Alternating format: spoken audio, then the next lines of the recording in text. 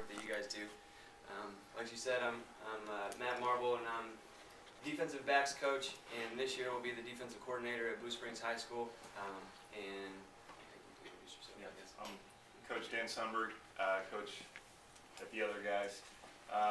Yeah, it is truly an honor, like Coach Marble said, just echo that to you guys. But you know, one of the things we're trying to accomplish with this trip, I'm learning well into the second year here, is building community members with a servant attitude, much like you guys have. So it's always fun to speak to a Rotary club, to a chamber group, because you guys truly understand where we're coming from. You know, we're not necessarily improving the community per se, but we're trying to build future community members to kind of have that attitude when we come back. So it's always an honor and a privilege to speak to you guys, because it's a room of like-minded people usually. So it's a good time. We enjoy doing this. But yeah, I coach Blue Springs South. I've been coaching defensive backs there for, this will be my 4th or 5th year. So I've known Matt since 7 or 8 years now. So when they started doing this trip, is that 6 years ago now? Yeah, we started in 2010. Yeah. So 5, 6 years ago, the year after they did their first one, he's like, man, we need to, planted that idea in my mind, we need to make this a joint trip. As you can imagine, 2 rival schools. If you know anything about Blue Springs South, that's just not an idea you float out there lightly. So after a year about thinking about it and talking to the head coaches, we decided to go ahead with it. So there's your lead in, I guess. Without further ado. Yeah, and we, like you said, we started in Peru, just Blue Springs High School, and went down there and worked with the orphanage down there and laid concrete foundations for a lot of the rooms in an orphanage. And then the following year, took another group of senior-to-be players and laid the concrete for, because the region we were in they have about 1 inch of rainfall a year, and they're kind of a coastal desert. All the mountains, you know, the Amazon and all that sort of stuff, trapped everything inside. They didn't have any water hardly at all to grow things, and so we laid the concrete then for a soccer field the next year at the orphanage, so kids would have something to play on and that sort of stuff. And then the year after that, the orphanage was completed and finished, and so there wasn't really any more work to be done there. And we got hooked up with an organization called 1 by 1 to Jamaica, who we had known through our church, Gateway Church, who had been involved in working with 1 by 1 to Jamaica. And so took a group of seniors down there to build some houses, and that's what we've been doing for the past couple years. And last year, we said we partnered with Blue Springs South and had over 35 players, I think, that went last year between the 2 schools, which was really cool to see just how walls were broken down, and for us too, as coaching, as opposite coaches now, having a personal relationship with the players from the other side was really cool, just to see those bonds form. And so this year, going back again to Jamaica, we're leaving June 22nd, and we'll be there for a week. And we'll kind of get into some of the things that we're going to do there. And like I said, this year we've got over 50 players, or right at 50 players who are going between both schools, which is by far the largest group. It's been pretty cool to see. We almost maxed the organization out. Yeah. 60 is the max they could do, so the 50 players plus the 7 or 8 leaders that are going, it's going to be a full group. Yeah. Some guys sleeping on floors. Yeah. And what's really cool to see is that how we've had growing support from the schools as well. Last year we had an assistant principal and your head principal, Dr. Charlie Bell, who went on the trip with us. And this year you guys have another coach going as well, right? Right, and an additional administrator. So. Yeah. So it's really cool it's been cool to see. We've got some former players who are going as well.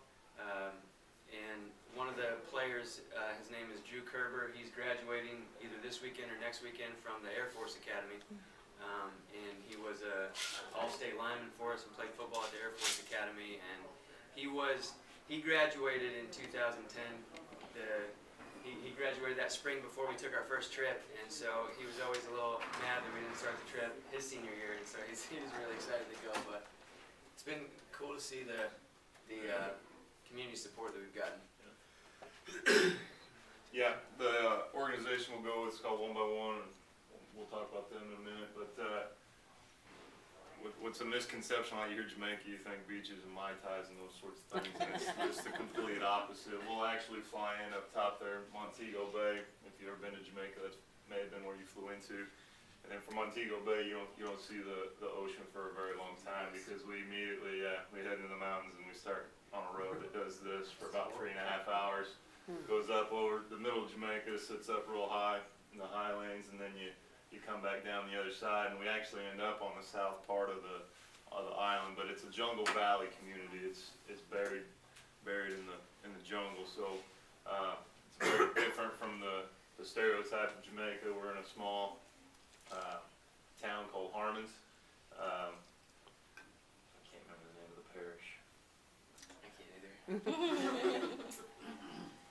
Anyway, it's closer to Kingston, but because of the craziness that is Kingston, they quit flying groups into Kingston a long time ago, and so they fly us into a much safer, less crazy atmosphere of Montego Bay. And then it's a nice bus ride, and some funny stories from the bus ride from last year, but we'll spare them of that. But Oh, we gotta tell one. We had the sleeping one. Yeah.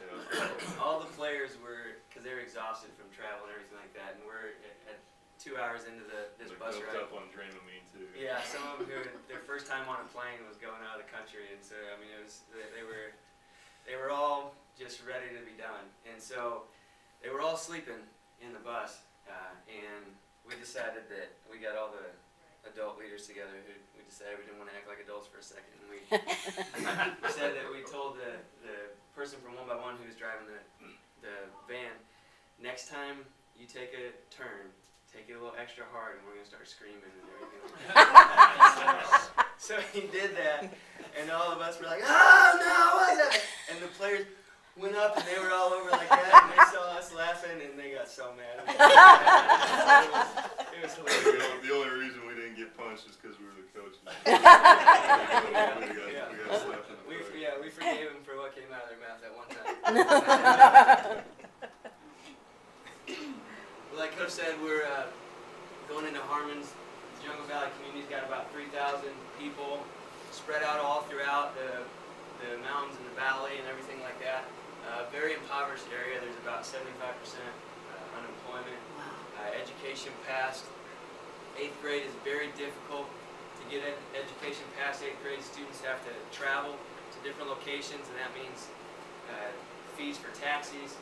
They have to buy their books, most of their books, and they have to buy obviously all their supplies and everything like that. It gets very expensive because we have free public education available, that everything's taken care of, and they just don't have that there. Yeah, and taxi rides. They don't have school buses, so the way they get back and forth from school is basically a guy in the community that has a car. They call it the taxi, and they obviously have to pay. Gas is about double the price over there, so it's a pretty expensive venture getting from Harmons to the main parish for education. So yeah, taxi rides are a big part of that cost. And one of the things too in that area, there's heavy mining for bauxite, which is what we get aluminum from, kind of that we drive aluminum from. And what happens is these big bauxite companies come in and buy up land around the area and are dealing with very uneducated people and give them what they think is more money than they've ever had before, and then take their land and say, "Oh, we'll relocate you," or once we're done here, we'll reclaim the land and all that sort of stuff. Never follow through with anything, because what is a rural Jamaican without any education or resources going to do to fight something like that, or say, "Hey, you didn't give me what you said you would"? And so some of the area that we're in has been taken over by the bauxite company, and it's caused a lot of damage there and just hurt people's chances to advance, because they get a little bit of money they don't know anything to do with, and then they try to build a house that they've never had before, and then all of a sudden, where'd the money go? I didn't realize it was going to run out, because they didn't think ahead, that sort of thing. And so there's just a lot of issues kind of in in that whole economy of that Jungle Valley that we're really trying to kind of battle.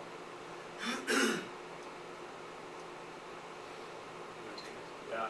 So the main, I shouldn't say the main thing, but the thing everybody wants to hear that we go down there and do is build a couple of 12 by 15 homes. They call them homes, we call them master bedrooms. Cement floor, hurricane proof. They're actually pretty impressive structures with regards to that. They're able to sway a lot in high winds and not incur any damage. But yeah, cement floor, stucco sides. Those are raw basics. But you know, we get a master bedroom, we'd start complaining and comparing, and then you hand them the keys to it, and it's unbelievable just watching. This is the coolest day of the whole deal is when you dedicate those homes and give them the homeowners the keys. It's a pretty emotional experience for everybody, and it's really cool to watch the guys interact with the family because they know the kids by then. The kids play with them every day, and just watching the players interact with the family is really, really cool. So that's kind of that always gets all the attention. But while we're down there, they take advantage of having young guys with strong backs and stuff they can't do with church groups and things of that nature. We haul a lot of rock and construction supplies up mountains. There's no wheelbarrows, they don't work very well on rocky slopes, so a lot of what do you call them? The chains of guys just Pulleys. Pulley? No. Brigade. Yeah, Yeah. brigade. Yeah. Getting a pile of limestone rock that's about as tall as you are up a mountain by the time the afternoon comes around. So a lot of stuff like that, digging wells, digging sewage holes basically in the ground and moving giant rocks. Last year's group did 4 foundations for future groups. Typically groups only do a couple foundations. So they really take advantage of us, and that's good. We want them to.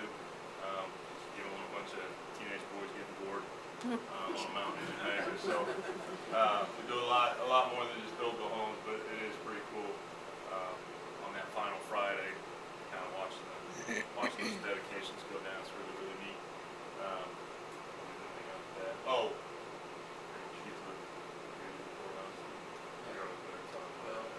Yeah, just to go off of what Coach Sundberg said as well, that really in this community, One by One's been working there for 20 years, and what they do is when we go down there, they will employ Jamaican workers to, because we would have no idea how to build these houses or anything like that. They would turn out terrible, and so they let us try. yeah. They let us try things and do stuff, and then they say, okay, here, I'll come and fix what you just messed up. But what's cool about One by One in Jamaica is they've really entrenched themselves in this community and are kind of the life force of the community, and aren't just about just giving people things and saying, hey, we're going to come in here and we're the saviors and we'll just give you a whole bunch of stuff. They're Jamaicans that are working alongside of One by One, that are employed by One by One, and when groups come down, then those workers have work.